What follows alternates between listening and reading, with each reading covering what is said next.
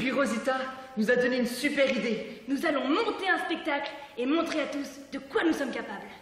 Une comédienne, un danseur, l'une incarne une petite fille fan de catch, l'autre un petit garçon fondu de danse. Ce spectacle enjoué et dynamique aborde la différence. Il souligne aussi le potentiel de chacun dans la réalisation de ses rêves. Pour cela, danse, théâtre d'objets et dialogue sont réunis dans cette pièce de 40 minutes. Un premier challenge pour les artistes, mais ce n'est pas le seul. Tous les arts se mêlent, donc c'est vraiment nouveau pour moi. Et surtout, la grande nouveauté, c'est qu'on travaille sur un spectacle jeunesse. Et c'est la première fois pour moi, donc voilà, c'est de nouveaux codes, travailler autrement, beaucoup sur le visuel, et ça c'est un univers que je découvre.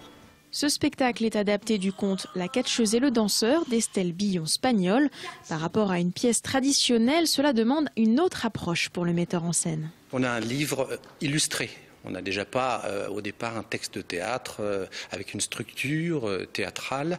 Il faut tenir compte d'un texte qui est généralement plus léger et aussi à côté une imagerie. De fait, décors et costumes ont eux aussi été adaptés à un public jeune. Il y a notamment tout un passage lié vraiment autour du déguisement que peuvent connaître les enfants avec des objets très identifiables, très colorés, qui font référence à des objets, accessoires de déguisement qu'on connaît tous. On a voulu vraiment s'appuyer sur le monde de l'enfance, donc tout ce qui était le carton, le papier, les dessins rapides qui sont faits, tout en pouvant justement être abordable à partir même de 2 ans, avec ces grosses maisons en carton qui sont vraiment visuel. Pour les plus grands, le spectacle réserve son lot de surprises et rebondissements, mais le suspense reste entier quant à la réception de la pièce par les plus jeunes.